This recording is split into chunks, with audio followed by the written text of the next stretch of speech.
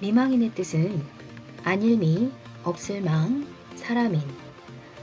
남편이 죽을 때 같이 죽었어야 하나 아직 따라 죽지 못한 사람이라는 뜻입니다. 남편이 죽으면 아내가 따라가야 하는 중국 고대 순장제도가 배경이지요. 남성 중심적인 가치관이 드러나 있습니다. 안녕하세요. 여러분과 함께하는 성평등 함성입니다. 오늘은 언어의 성차별에 대해서 이야기해 보려고 합니다. 우리가 자주 사용하는 언어 안에 성차별이 있다는 이야기 들어보셨나요? 사람의 언어는 살아있는 생물과 같아서 자주 변한다고 하는데요.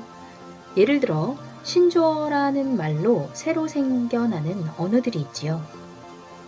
신조어라는 말, 우리는 얼마나 알고 있는지 간단하게 확인해 볼까요? 1번부터 7번까지 한번 읽어보시겠습니까? 이 중 몇 개나 알고 계신가요? 제가 정답을 공개하도록 하겠습니다. 아이스 바닐라 라떼를 줄여 아바라부터 꾸민 듯 안 꾸민 듯 꾸안꾸, 그리고 별걸 다 줄인다는 줄임말인 별다줄까지 이렇게 줄임말로 나타난 신조어를 살펴보셨는데요. 언어는 이렇게 다양하게 변화하고 있습니다. 그렇다면 이번에는 우리가 일상에서 쓰는 이런 단어들은 어떻게 생각하시나요? 공통점을 혹시 발견하셨습니까?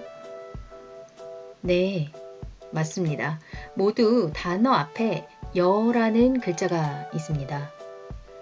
2018년 서울시에서 성평등 언어 제안을 받은 후 바꿔야 할 언어 1위가 바로 이 여자의 단어가 붙은 여땡땡이었습니다.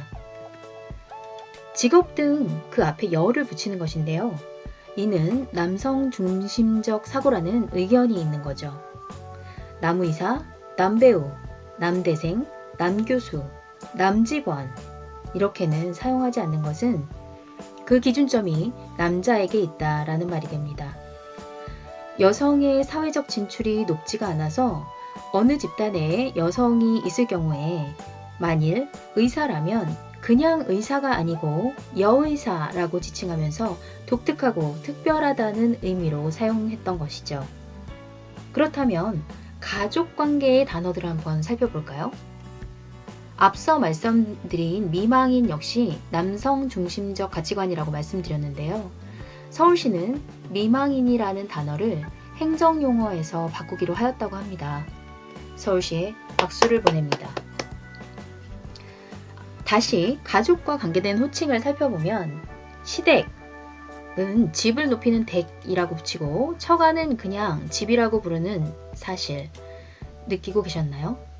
시댁, 처가가 아니라 시가, 처가라고 해야 하는 것이 맞지 않을까요? 남편의 남동생을 서방님, 도련님이라고 부르는데 아내의 남동생은 처남이라고 부르고 남편의 여동생을 아가씨라고 부르는데 아내의 여동생은 처제라고 부릅니다. 이는 모두 남편의 가족을 높이 부르는 말이 되는데요. 누구누구씨라고 부르는 것이 성평등을 향한 언어 선택이라고 시민들은 보고 있습니다.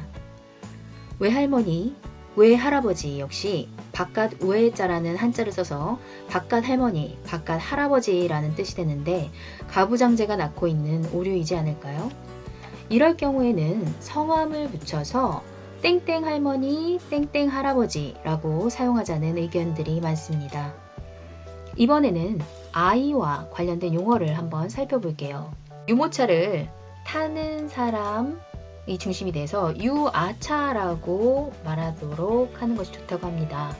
그렇다면 이와 마찬가지로 저출산이라는 단어를 살펴보면 아이를 적게 낳는다는 뜻은 저출산의 핵심이 여성에게 있는 것으로 오인될 소지가 있기 때문에 저출생으로 사용을 하고요. 여성의 신체 기관인 자궁은 자궁의 아들자자라는 단어보다는 세포를 뜻하는 세포포자가 적합하다라는 의견으로 포궁으로 사용하는 것이 맞다라고 합니다. 또 다른 단어를 살펴보면 단어 앞에 처녀라는 단어를 붙여서 사용하는데요. 이것은 일이나 행동 등을 처음 한다는 의미로 처녀작, 처녀출판, 처녀출전, 처녀비행, 처녀등반, 처녀항해 등이 있습니다. 처녀라는 단어는 성에 대한 의미도 포함되어 있기 때문에 적절하지 않은 단어이며 이것은 첫 땡땡이라고 불리는 것이 알맞은 표현입니다. 처녀작 대신에 첫 작품, 처녀출판 대신에 첫 출판, 첫 출전, 첫 비행, 첫 등반, 첫 항해 등은 어떨까요? 몰래카메라라는 단어 대신에 불법 촬영이라는 단어를 사용해야 하는 이유는 장난처럼 이렇게 말하는 이 단어는 장난이 아니라 카메라를 이용한 성범죄이기 때문이고요. 리벤지 포르노라는 단어 말고 디지털 성범죄라고 사용해야 한다는 이유는 가해자가 복수하려는 가해자 중심의 단어 자체가 잘못된 언어이며 이 역시 성범죄이기 때문입니다. 이렇게 사실 성차별 용어를 바꾸자는 논의는 10여 년 전에도 나왔습니다. 하지만 당시에는 대중의 관심이 부족했고 먼저 나서서 호칭을 바꿔 부르는 실천 의지도 높지 않아서 흐지부지 됐었어요. 하지만 최근에는 성평등에 대한 관심을 넘어 성차별 언어를 줄이는 등 구체적인 변화를 요구하는 목소리가 높아지고 있습니다. 남성 중심적 가족 문화를 평등하게 바꿀 수 있는 다양한 정책들을 추진하겠다는 서울시 여성가족재단의 성평등 언어사전과 차별적인 행정용어를 수정하기로 한 서울시에게 박수를 보냅니다.